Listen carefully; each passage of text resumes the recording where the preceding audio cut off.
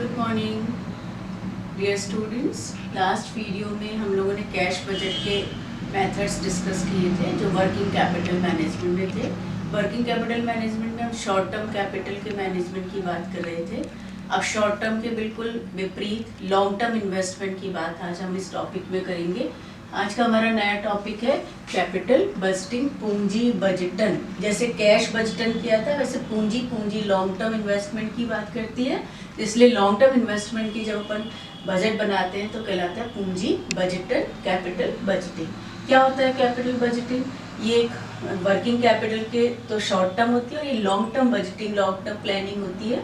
A process of making investment decisions in capital expenditure. जो पूंजीगत व्यय होते हैं, जो लंबी अवधि के किए जाते हैं, बड़े अमाउंट के किए जाते हैं, उस प्रक्रिया में विनियोग के जो निर्णय अपन लिए जाते हैं पूंजीगत निर्णयों के लिए, पूंजीगत खर्चों के लिए, पूंजी व्ययों के लिए, उस प्रोसेस को अपन कहते हैं कैपिटल बजटिंग। कैपिटल बजटिंग किसके लिए कर रहे हैं? कैपिटल एक्सपेंडिचर की। और कैपिटल एक्सपेंडिचर शॉर्ट टर्म की जैसे नहीं है, वर्किंग कैपिटल जैसा नहीं है कि रोज के लिए किया जाए, वो लंबी अवधि के लिए किया जाता है विनियोग, इसलिए वो विनियोग डिसीजन है। और कैपिटल एक्सपेंडिचर क्या है? एक ऐसा expenditure, an expenditure of which benefits are expected to be received over period of time exceeding 1 year. जो 1 साल से भी ज़्यादा, 1 साल के अंदर वाले वर्किंग कैपिटल में चले गए, 1 साल से भी ज़्यादा जो जिसके बेनिफिट्स लंबी अवधि में मिलने वाले हैं, उस व्ययों को अपन क्या कहते हैं? Capital expenditure. क्या होता है कैपिटल एक्सपेंडिचर? उसकी नेचर क्या है, फीचर्स क्या है?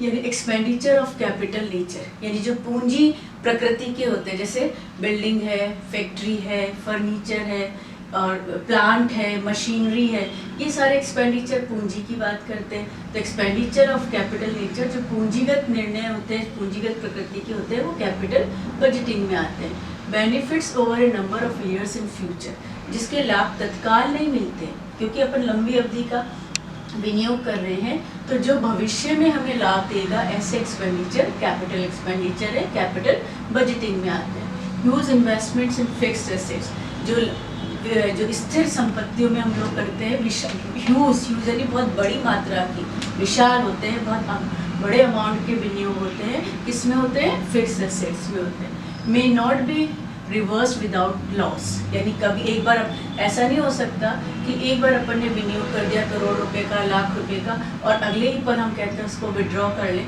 तो वो रिवर्स नहीं हो पाते। यदि रिवर्स होंगे तो ऑब्वियसली आपको लॉस बियर करना पड़ेगा। तो यदि अपन कैपिटल एक्सपेंडिचर करते हैं, बहुत सोच समझ के करना पड़ता है, प्रोजेक्ट का अप्रेजल करना पड़ता है, क्योंकि यदि आपने बिना सोचे समझे एक बार इन्वेस्टमेंट कर दिया तो उसको रिवर्स नहीं किया जा सकता, और रिवर्स कर दोगे तो you will have a substantial loss, तो वो लॉस आपको बियर करना ही पड़ेगा। तो ये कुछ फीचर्स हैं जो अपन कैपिटल एक्सपेंडिचर या कैपिटल बजटिंग में लेकर के चलते हैं। अब एक जो कैपिटल बजटिंग है क्यों कर रहे हैं? क्योंकि जो हमारी बिजनेस में हम लोग कहीं से मैनेज करते हैं, कैपिटल का अनुमान लगाते हैं कि कितना विनियोग करना हमें चाहिए, तो कैपिटल एक्सपेंडिचर एक लॉन्ग टर्म प्रोसेस को इंडिकेट करता है। तो जिस तरह से short term working capital management करते हैं, उसी तरह से लॉन्ग टर्म कैपिटल बजटिंग करते हैं। तो ये कैपिटल बजटिंग। अब इसका प्रोसेस कैसे फॉलो करते हैं? प्रोसेस में अपन कैसे डिसीजन लेंगे कि हमको कैपिटल इन्वेस्टमेंट करना है? तो प्रोसेस की अपन जब बात करते हैं प्रक्रिया की, तो सबसे पहली बात आता है ओरिजिनेशन ऑफ इन्वेस्टमेंट प्रपोजल्स। कोई भी कंपनी यदि कैपिटल इन्वेस्टमेंट करना चाहती है तो उसका ओरिजिन कहाँ से आता है?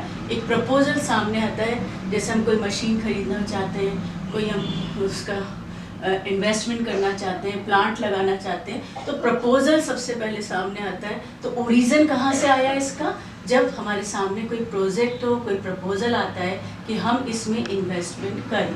सेकेंड बात आती है इवैल्यूएशन ऑफ प्रोजेक्ट। प्रोजेक्ट का इवैल्यूएशन करना होता है कि क्या वास्तव में ये प्रोजेक्ट वर्थवाइल है, क्या हमको लगाना चाहिए। तो उस इवैल्यूएशन प्रोसेस में हम बजटिंग को लेकर, बजटिंग में सेकंड जो स्टेप आता है इवैल्यूएशन ऑफ प्रोसेस। इसकी हम टेक्निक्स अभी नेक्स्ट उसमें हम समझेंगे। तीसरी बात आती है स्क्रीनिंग एंड सिलेक्शन। स्क्रीनिंग क्यों?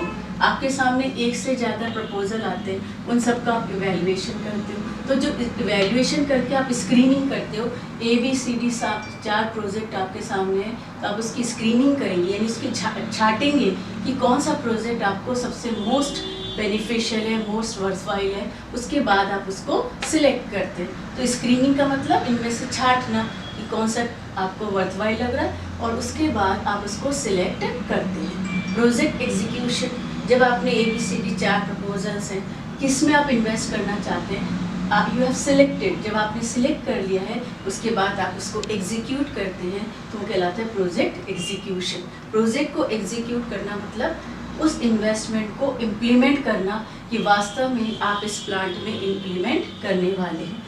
लास्ट आता है कि जब आप उसको इम्प्लीमेंट करते हैं तो बीच बीच में आप उसकी मॉनिटरिंग करते हैं, फॉलो अप करते हैं, उसके बेनिफिट्स ड्रॉ करते हैं कि वास्तव में ये प्रोजेक्ट में जो इन्वेस्टमेंट किया है वो उनको बेनिफिशियल रहा या नहीं रहा। वो तो जब आप इम्प्लीमेंट कर लेते हैं तभी रियलिटी में पता पड़ता है कि वो बेनिफिशियल है या नहीं, तो भी हम उसको कैरी ऑन करते हैं, फॉलो अप करते हैं और लेटर ऑन कभी भविष्य में लगता है कि नहीं इसको रिप्लेस करना है, हम रिप्लेसमेंट के डिसीजंस भी बजटिंग में आगे जाके लेते हैं। तो ये जो प्रोसेस है, ये प्रोसेस बताता है कि हम लंबी अवधि के कैपिटल इन्वेस्टमेंट कैसे करेंगे। तो नेक्स्ट वीडियो में हम, ये तो इसका इंट्रोडक्शन है इस टॉपिक का, अब नेक्स्ट वीडियो में हम लोग इसकी टेक्निक्स को समझेंगे कि किस टेक्निक से कौन सा प्रपोजल कैसे सिलेक्ट किया जाता है। कई टेक्निक्स हैं, ट्रेडिशनल भी हैं और मॉडर्न टेक्निक्स भी हैं, DCF टेक्निक्स भी हैं, उन टेक्निक्स को हम नेक्स्ट वीडियो में समझेंगे। ओके।